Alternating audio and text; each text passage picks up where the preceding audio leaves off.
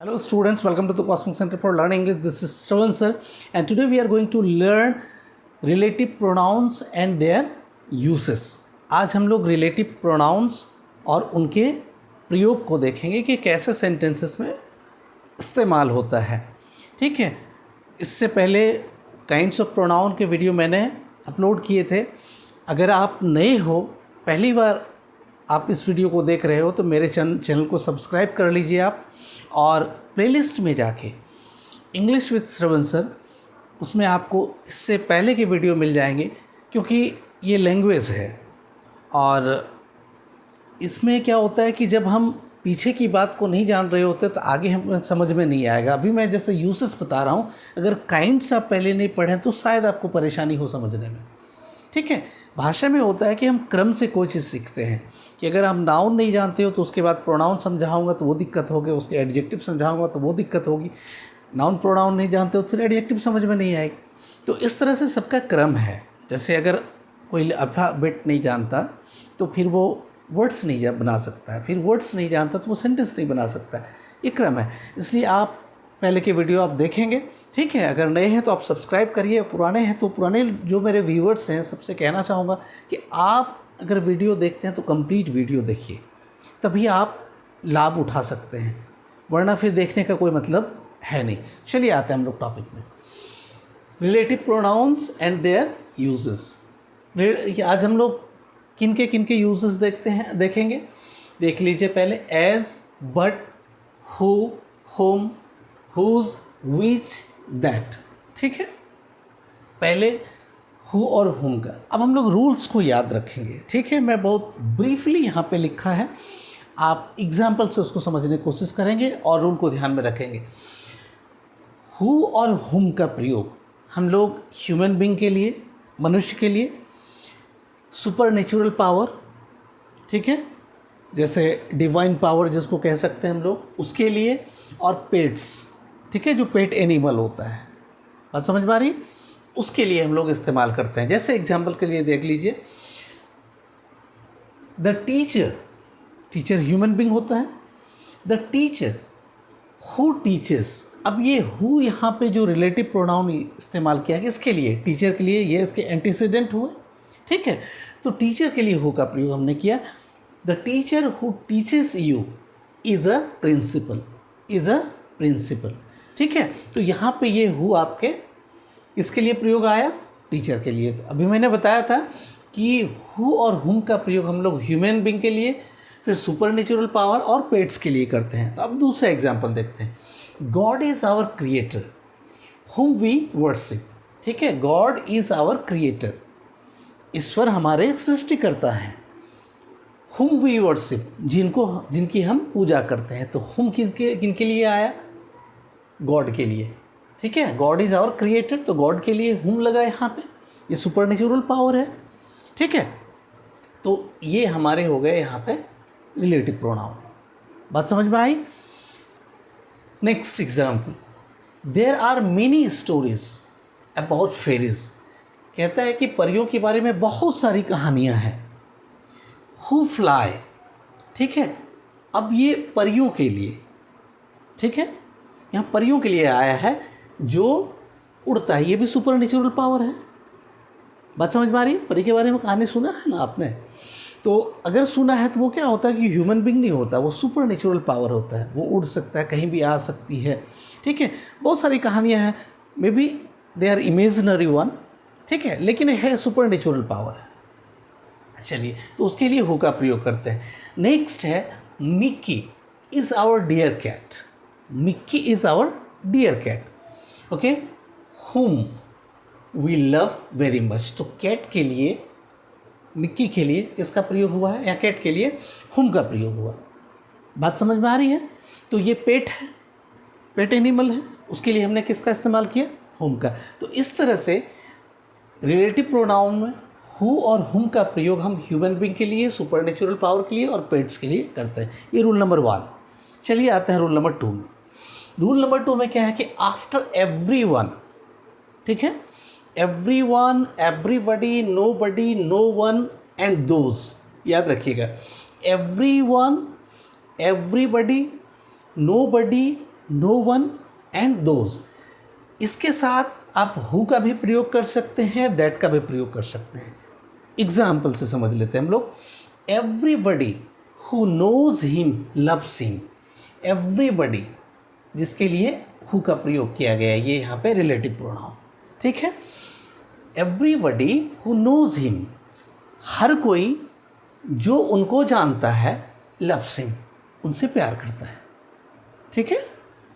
Next, nobody, ये everybody लिया मैंने यहाँ पे, nobody. Nobody who came here and saw the natural surrounding. ऐसा कोई नहीं है जो यहाँ आया और यहाँ के नेचुरल सराउंडिंग को देखा, विल एवर फॉरगेट इट। वो कभी भूल सकता है इसको, ठीक है, वो कभी भूलेगा इसको। बात समझ में? ऐसा कोई नहीं है जो यहाँ आया और यहाँ के नेचुरल सराउंडिंग्स को देखा वो कभी उसको भूल जाए, ऐसा हो नहीं सकता, मतलब वो कभी नहीं भूलेगा। बात समझ में आ रही है? तो नोबडी के साथ हम लोग हु का प्रयोग किए। बात समझ में आ रही है? चलिए नेक्स्ट रूल में आते हैं, whose. Whose generally human being के साथ, समटाइम्स एनिमल्स और नॉन लिविंग थिंग्स के पास। जनरली क्या होता है कि हुज का प्रयोग ह्यूमन बीइंग के लिए करते हैं, लेकिन कभी कभी, समटाइम्स मतलब कभी कभी, जानवर और नॉन लिविंग थिंग के साथ भी हम लोग इसका प्रयोग करते हैं हुज का। पर्टिकुलरली कब? जब हम कभी कभी उसका क्या करते हैं ना, एक फिगर स्पीच आपने पढ़ा होगा, पर्सोनिफिकेशन। जब उसको हम पर्सोनिफाई करते हैं, ठीक है, मानवीय गुण डालते हैं। बात समझ में? जैसे एक एग्जाम्पल के तौर पर, death lays his icy hand. मृत्यु अपना ठंडा हाथ रख देता है, ठीक है। Death lays his icy hand. अब डेथ एक एब्स्ट्रैक्ट नाउन है, उसका कोई हाथ नहीं होता, ठीक है, लेकिन हम उसको मानवीय गुण डालते हैं कि अपना ठंडा हाथ रख देता है, अर्थात मौत देता है, मृत्यु देता है, ठीक है। बात समझ में आ रही है? सेंटेंस को पूरा कर देता हूँ कि death lays his icy hand on all living beings, ठीक है। डेथ जो है अपना ठंडा हाथ रख देता है सभी सजीव प्राणियों पर, यानी सभी सजीव प्राणी मरते हैं, सबकी मृत्यु होती है। तो इस तरह से मानवीकरण जब करते हैं तब उसका प्रयोग होता है। देखिए एग्जाम्पल में यहाँ देख लेते हैं हम लोग। This is the girl whose parents live in the USA, ठीक है। दिस इज़ द गर्ल, ये वही लड़की है, ठीक है, जिनके माता पिता कहाँ रहते हैं, USA में, ठीक है। USA United states of America का स्टेट का यूनियन है, इसलिए उसके आगे आर्टिकल द लगा है, लिव इन द USA। तो यहाँ पे हुज किसके लिए आया है, इस गर्ल के लिए, तो ह्यूमन बीइंग है। She has a dog whose name is Tommy. उसके एक कुत्ता है जिसका नाम टॉमी है। तो ये डॉग के लिए पेट, यहाँ पे एनिमल के लिए क्या लगा है, हुज लगा है। नेक्स्ट देखिए, look at the rising moon, ठीक है, look at the rising moon, देखिए उगता चंद्रमा को। Whose rays have brightened the sky, जिनके किरणों ने पूरे आसमान को प्रकाशित कर दिया है, ठीक है। तो ये यहाँ पर हुज का प्रयोग मून के लिए किया है। तो मैं पर्सोनिफिकेशन की जो बात कर रहा था, यहाँ पे एग्जाम्पल में हम मोटे तौर पर ये जान रहे हैं कि हुज का प्रयोग ह्यूमन बीइंग के लिए, एनिमल्स के लिए, नॉन लिविंग थिंग के लिए यहाँ पर होता है। तो उसके 3 एग्जाम्पल दिए। इसके अलावा मैं बताया कि जब किसी नॉन लिविंग थिंग को पर्सोनिफाई करते हैं, उस कंडीशन में भी हम इसका प्रयोग करते हैं, ठीक है। कोई नॉन लिविंग थिंग को, कोई एनिमल को जब हम पर्सोनिफाई करते हैं, ह्यूमन क्वालिटीज़ देते हैं, ठीक है। जैसे अब कह सकते हैं कि the sun is in fury, ठीक है, सन इज़ इन फ्यूरी, कि सूर्य गुस्से में है, ठीक है। अब सूरज गुस्से में है, बहुत तीखी धूप जब है तब हम उसको कहते हैं, इस तरह से भाव व्यक्त करते हैं। बात समझ में आ रही है? तो जब हम मानवीकरण करते हैं इस तरह का, उस कंडीशन में हम सन के साथ हुज का प्रयोग कर सकते हैं, ठीक है। तो ये तो मैं एग्जांपल यहाँ पे इन तीनों का दिया जिसकी चर्चा की है मैंने। लेकिन नॉन लिविंग थिंग को जब कभी या किसी एनिमल को पर्सोनिफाई किया जाएगा, उस कंडीशन में भी हम उसका प्रयोग करेंगे। बात समझ में आ रही है? चलिए, तो इसका स्क्रीनशॉट लीजिए, फिर आगे बढ़ते हैं हम लोग। ले लिया स्क्रीनशॉट? चलिए अब आते हैं विच में। अब देखिए क्या होता है यहाँ पे विच के साथ। विच का प्रयोग हम कहाँ करेंगे? For animal and non living thing, ठीक है। एनिमल के बाद एनिमल के लिए, और या फिर नॉन लिविंग थिंग के बाद नॉन लिविंग थिंग के लिए हम उसका विच का प्रयोग करते हैं। दोनों ही केस में, चाहे वो नॉमिनेटिव केस हो, नॉमिनेटिव मीन्स सब्जेक्टिव केस हो, या फिर ऑब्जेक्टिव केस, ठीक है। एग्जाम्पल से समझ लेते हैं। For example, take the book which is lying on the table. Take the book, ठीक है, ये बुक के लिए हमने विच का प्रयोग किया है यहाँ पे। अब ये है यहाँ पे सब्जेक्टिव केस में, ठीक है। Take the book which is lying on the table. फिर आप देख लीजिए, द पेन यहाँ ऑब्जेक्टिव केस में है। The pen which she has bought passive voice में है, तो ये ऑब्जेक्टिव केस में है। तो ऑब्जेक्टिव केस के साथ भी द पेन, ठीक है, नॉन लिविंग थिंग है। The pen which she has bought is red, ठीक है। कलम जो उसने या उन्होंने, ठीक है, खरीदी है वो लाल है। इसमें था कि किताब को लो जो टेबल पे पड़ा है, मतलब उस किताब को लीजिए जो टेबल पर पड़ा है। बात समझ में आ रही है? तो इस तरह से ये रिलेट करता है। Relative pronouns means which relates, ठीक है। इसके पहले क्या आता है?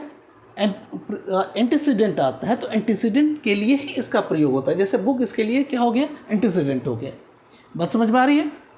चलिए अब आते हैं नेक्स्ट रूल में, विच का दूसरा रूल, फॉर एंटीसीडेंट क्लाउज। अब अभी तो हमने देखा कि एनिमल और नॉन लिविंग थिंग के लिए आता है। अब कोई क्लाउज, ठीक है, जैसे क्लाउज क्या होता है कि सब्जेक्ट के रूप में आता है, ऑब्जेक्ट के रूप में आता है, मैंने बताया था पहले भी। तो इसलिए मैं कह रहा हूँ कि सब एक दूसरे से जुड़ा हुआ है। मैंने clause versus phrase versus clause versus sentences बताए थे। उसके बाद फिर क्लासिफिकेशन भी, फ्रेजेस और क्लाउसेस का क्लासिफिकेशन भी मैंने बताया था। आप उसको देखेंगे मेरे प्लेलिस्ट में जाके, अगर आप नहीं समझ पा रहे हो तो देख लीजिए। एंटीसीडेंट जो क्लाउज होता है, यानी जो रिलेटिव प्रोनाउन है उससे पहले क्लाउज आता है, उस क्लाउज को हम एंटीसीडेंट क्लाउज कहते हैं। यहाँ देख लीजिए, एग्जाम्पल से समझ लेते हैं। ही has come here on time, ठीक है, he has come here on time. अब यहाँ पे रिलेटिव प्रोनाउन का इस्तेमाल विच का कर रहे हैं, तो इससे पहले का जो ये क्लाउज है वो क्या कहलाएगा? एंटीसीडेंट क्लाउज, ठीक है। तो इस क्लाउज के लिए, ठीक है, he has come here on time which is a sign of his punctuality, यानी ये एक नाउन क्लाउज के रूप में इस्तेमाल हो रहा है कि वह समय पर आया है, जो क्या है? एक शाइन है, एक पहचान है कि ही, किस चीज़ का पहचान है?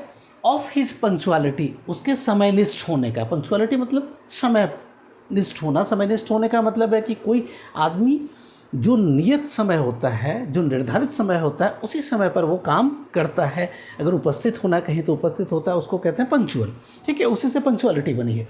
तो यहाँ देख लीजिए, कहता है कि he has come here on time, वह समय पर यहाँ पर आता है, ठीक है। Which is a sign of, अब इतने के लिए विच लगा, ठीक है। Which is a sign of punctuality, which means what? He has come here on time. बात समझ में आ रही है? Is a sign of punctuality. तो एंटीसीडेंट क्लाउज के लिए भी विच का प्रयोग होता है। दूसरा, सी did best in the she did best in the race. दौड़ में उन्होंने सबसे अच्छा किया। Which proves that she is very active, जो बताता है, जो प्रूफ करता है, प्रमाणित करता है कि वह बहुत एक्टिव है, सक्रिय है, ठीक है। तो ये विच इस क्लाउज के लिए आया है। बात समझ पा रही है? इससे पहले आने वाला जो क्लाउज है जिसके लिए विच का प्रयोग किया जा रहा है वो एंटीसीडेंट क्लाउज कहते हैं उसको। नेक्स्ट, अब हम लोग आते हैं दैट के यूसेस में। इन डिफाइनिंग और रेस्ट्रिक्टिव क्लाउज, डिफाइनिंग और रेस्ट्रिक्टिव क्लाउज का मतलब होता है कि जो डिफाइन करता है, अगर कोई बात है तो उसको वो आगे क्लियर करता है, स्पष्ट करता है। जैसे अभी हम लोग अर्थ इससे समझ लेते हैं। तो कहता है कि डिफाइनिंग क्लाउज में ह्यूमन बीइंग और थिंग्स के साथ आता है, ह्यूमन बीइंग और थिंग्स के साथ आता है। फॉर एग्जाम्पल समझ लेते हैं, दिस इज़ द बॉय, ठीक है, this is the boy that won the prize. अब ये क्लाउज है यहाँ पे, ठीक है, रेस्ट्रिक्टिव क्लाउज कहता है this is the boy, this is the boy that won the prize. अब देखिए ये क्लाउज है दैट वॉन द प्राइज, बात समझ में आ रही है? तो ये किसके लिए आया है यहाँ पर? दैट बॉय के लिए। कहता है दिस इज़ द बॉय, ये वही लड़का है जिसने प्राइज जीता था। दूसरा एग्जाम्पल, द पेन, वो तो हो गया ह्यूमन बींग। अब देख लीजिए यहाँ नॉन लिविंग थिंग के साथ, the pen that is lying on the table is mine, the pen, ठीक है, इस पेन के लिए आया है कि कलम दैट इज़ लाइंग, जो टेबल पर पड़ी है, इज़ माइन, वो मेरा है, ठीक है। चलिए आते हैं नेक्स्ट रूल में। नेक्स्ट रूल है आफ्टर एडजेक्टिव्स इन सुपरलेटिव डिग्री। अगर एडजेक्टिव सुपरलेटिव डिग्री में है, जैसे गुड, बेटर, बेस्ट होता है ना, तो बेस्ट सुपरलेटिव डिग्री में है। तो अगर एडजेक्टिव सुपरलेटिव डिग्री में हो या एनी हो, ऑल हो, इसको आप सबको समझ लीजिए, एनी रहे,